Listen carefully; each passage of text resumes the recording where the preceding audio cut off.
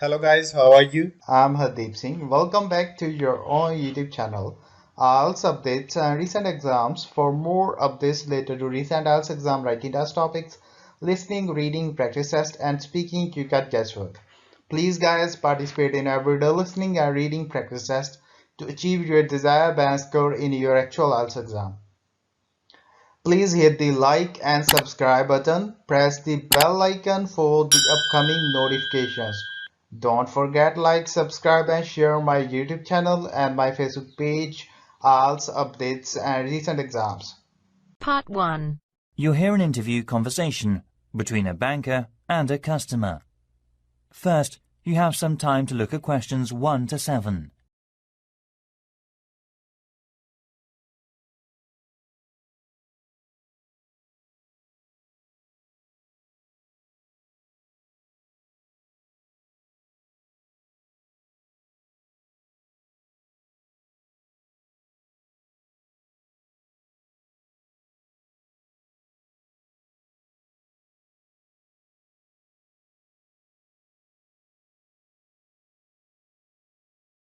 Listen carefully and answer the questions 1 to 7. Hi, can I open a bank account, please? Sure, come on in. Make yourself at home. I'll just get some details for you. It won't take long. OK, right. What kind of account do you want? A deposit account. OK, I've got the application form here then. Have a look at this leaflet. We have several types. I've decided on the one called Classic. Good, that's fine. Can I have your full name, please? Yes, it's Jonathan Fox. That's Jonathan.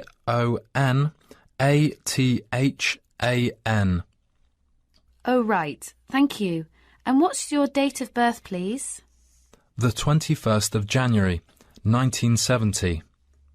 Right. Do you have another bank account in the UK? No, not yet. This is the first one. OK, fine. And what is your address in the UK, sir? 10 Island House, South Quay. That's East London, isn't it? Yes. Near Canary Wharf, right? Yes, that's right.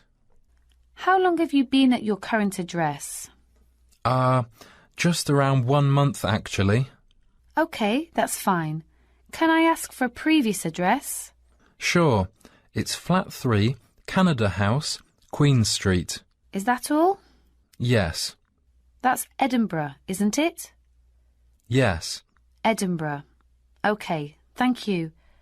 Do you have a daytime telephone or mobile phone number? Yes. I think the number of my office, it's 0207 235 6735. Would you like my home phone number too? Yes, please.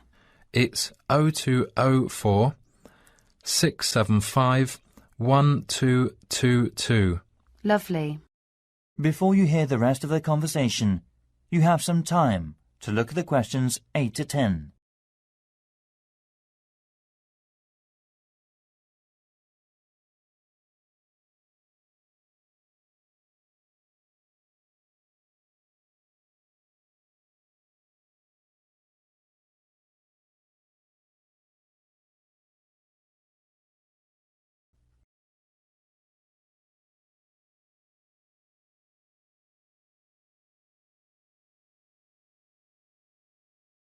Now listen and answer questions 8 to 10.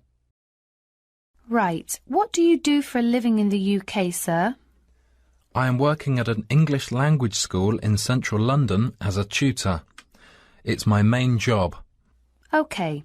Now we usually ask for a piece of information for checking your identity, for security reasons, if you phone us. Sure.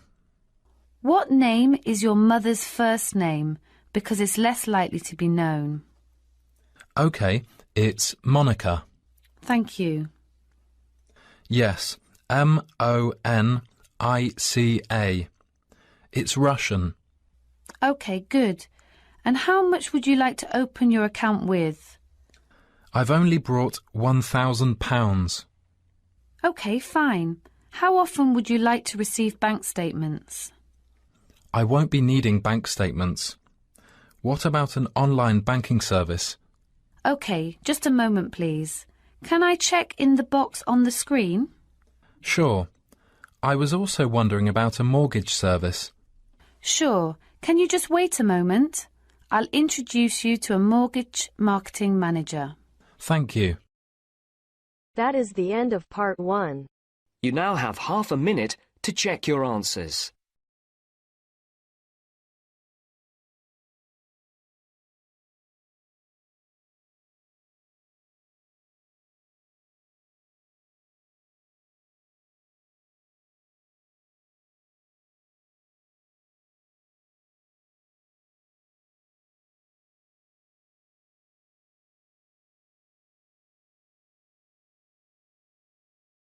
Now turns to part 2.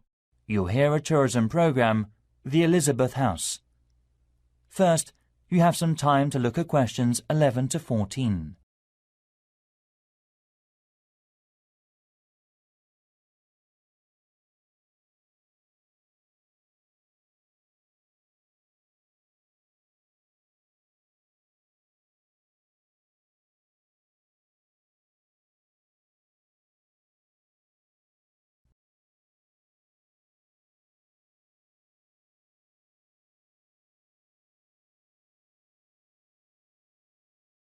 Now listen carefully and answer the questions 11 to 14.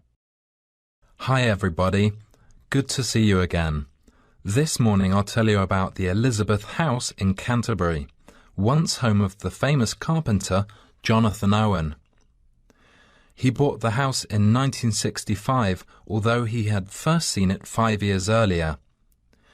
Actually, he was interested in the house as a traditional flat in England, and he paid £5,000 for it without a second thought, because of it having standard and regulation building methods during the Middle Ages in the UK. At that time, he had worked at the University of Canterbury as a head carpenter, who managed with a small building company. His professional success was abundant, but his family life wasn't so successful. His parents had suffered from diabetes and mental disease, and his brother Dan was ill with pneumonia. Moving to Elizabeth House, he started his new life. Jonathan considered the home a pure example of traditional East England country house and did some of his successful building structure work here. The backyard and garden of the house became calm and peaceful. The materials used to make the wall, chimney and roof were collected from the local area. Most of all, oak trees were in the front of the main gate. Before you hear the rest of the program, you have some time to look at the questions 15 to 20.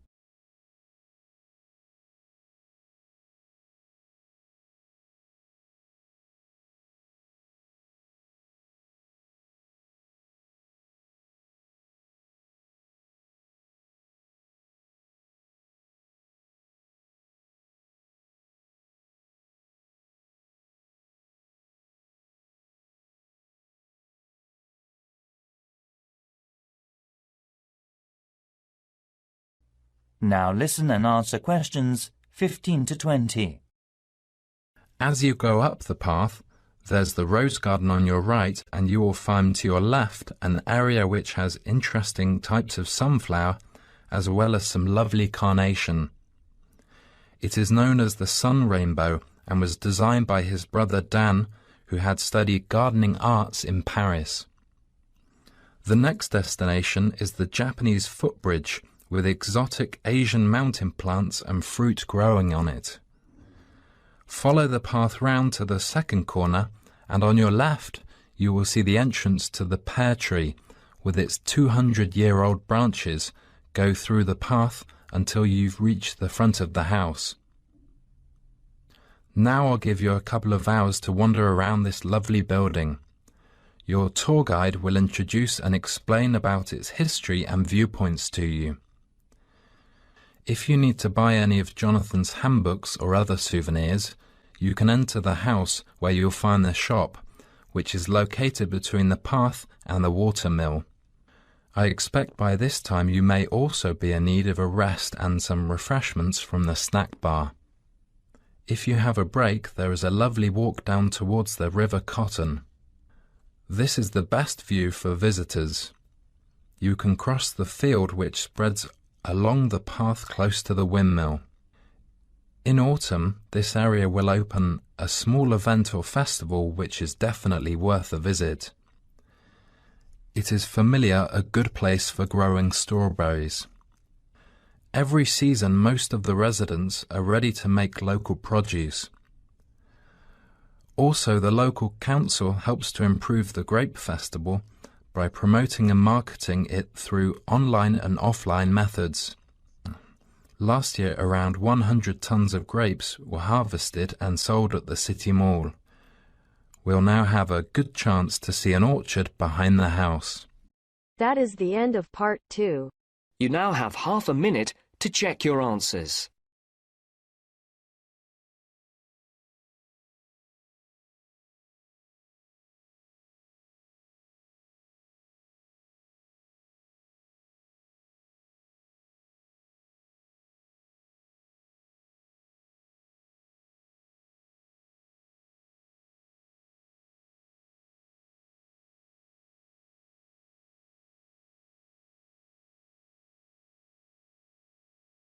Now turns to part 3. You are going to hear a conversation between a student and a driving instructor.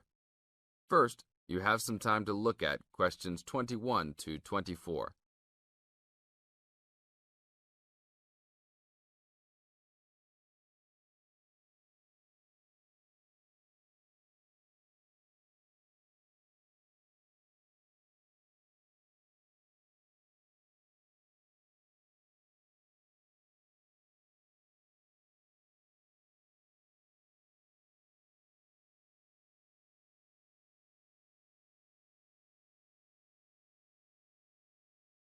Now listen to the tape and answer questions 21 to 24. Hello, I'm going to be your driving instructor today. Are you ready to begin? Hi, hope you don't mind. It's my first time driving a car. Of course not. That's my job. I teach people like you how to become a safe and responsible driver. So let's begin. Remember, the most important rule of driving: safety first. There are some steps to follow. First, you should put on your seatbelt. You should always remember to do that. In case of an accident or emergency, having a seatbelt on is of utmost importance. Okay, I have my seatbelt on. Now what should I do? Start the car. Good. Now make sure that the steering wheel is in the proper position and that your seat is not too far or not too close to the pedals. I'm all ready to go. Should I shift into first gear? Don't forget to put the parking brake down. You don't want to drive with that up. Oh yeah, I almost forgot. If I have the parking brake on, I won't be able to accelerate. Yes, that's right. Now put the car in reverse and slowly back out of the parking space. Good. Put the car in first gear. When should I shift? Is it better to shift slowly or quickly? You can shift whenever you feel is appropriate. This means shifting should occur smoothly. Do not shift too slowly or you will stall. Shifting too fast will waste gas. Shifting is simple. Just remember to shift smoothly. To shift, you will have to push the clutch and then push the gas pedal. Now look at questions 25 to 30.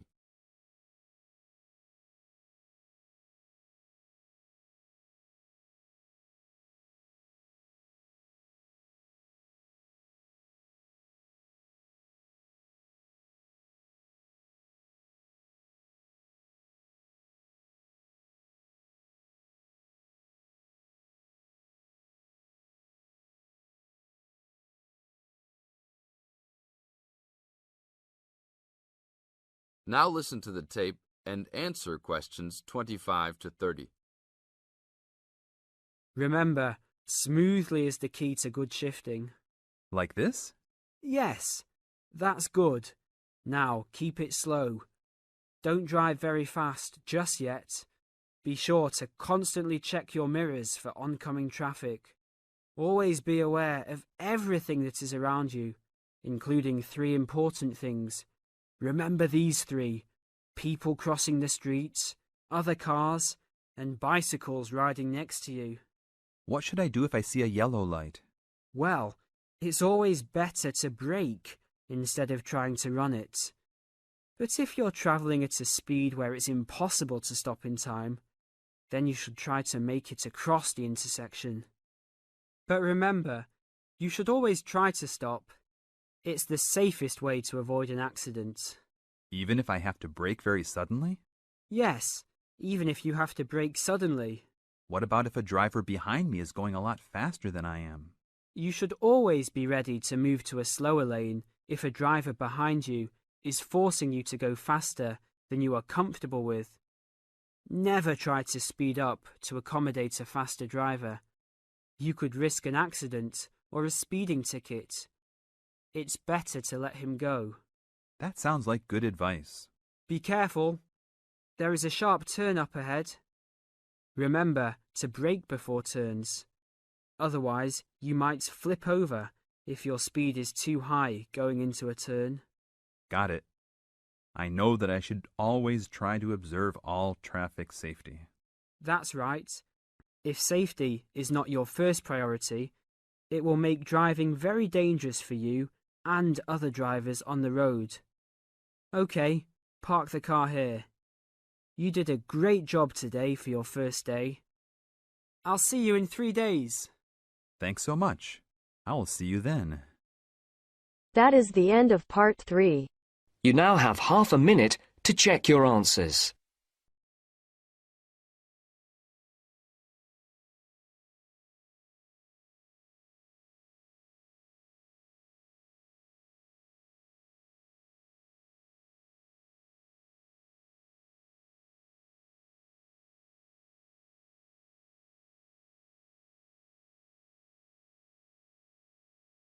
Now turns to part 4. You are going to hear a conversation between 2 students. They are talking about the English bars. First, you have some time to look at questions 31 to 40.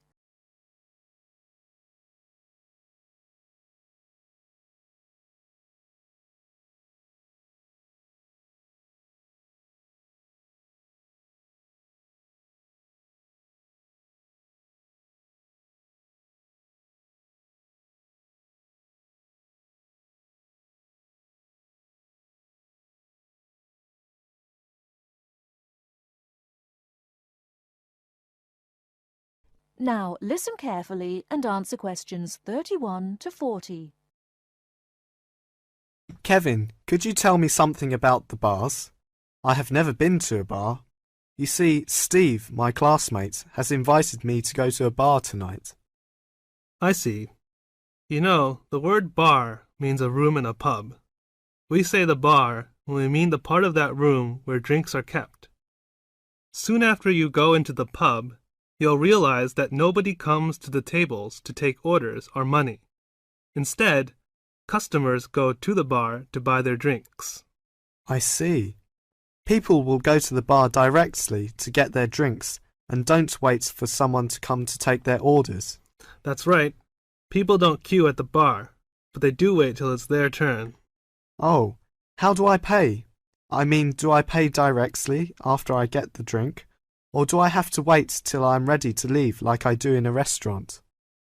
It's not the custom to pay for all your drinks when you're ready to leave. Instead, you pay at the bar each time you get drinks. It helps if you're ready to pay as soon as you're served, and you'll notice that many people wait with their money in their hands. I see. Do I have to give a tip? No, it's not the custom to give a tip. It's very common for friends to buy their drinks together in rounds. This means that each person takes a turn to buy drinks for everybody in the group. It's faster and easier, both for you and for the person serving, if drinks are bought in this way. Naturally, you don't have to have a drink in each round if you don't want one. That's interesting. When you're looking for somewhere to sit, Remember that people have to leave their seats to get drinks, etc. So an empty seat may not in fact be available to you. If you're not sure whether a seat is free, ask someone sitting near it. When it's time for another drink, people usually take their glasses back to the bar to be filled again. If you're leaving, the friendly thing to do is to take your glasses back to the bar, thank the person who's been serving you, and say goodbye or good night. Thank you, Kevin. This helps me a lot. By the way, what kind of drinks are available in pubs? Well, you can get both alcoholic and non-alcoholic. Beside alcoholic drinks, such as beer and wine, there is cider, which is made from apples, usually sold in bottles, port, a type of thick sweet wine from Portugal, sherry, which is a type of wine from Spain, and spirits. These are a kind of strong alcoholic drinks such as whiskey and brandy. What about non-alcoholic? I don't drink alcohol. Well, they offer all kinds of fruit juices, such as orange and tomato. These drinks are usually sold in small bottles. And soft drinks, we often call sweet drinks, like Coke and Fanta. They are normally sold in small bottles or cans. And lemonade, which is a clear and sweet drink made with carbonated water. They also serve cordials. What are cordials? Cordials are strong and sweet drinks tasting of fruit, such as lime cordial, black currant cordial. They are often added to other drinks or drunk with water. I don't like sweet drinks. Are there any other non-alcoholic drinks? Yes, mineral water, but it's not available in all pubs. Kevin, one more question. What is VAT? I saw this on most goods in Britain. Well, VAT stands for Value Added Tax. The price shown on most goods in Britain includes a tax of 15%. If you use the retail export scheme, this tax can be returned to you if you take the goods with you when you leave Britain. You may have to spend a certain sum of money before you qualify for the scheme, and you'll have to show your passport. Ask in the shop if they operate the retail export scheme.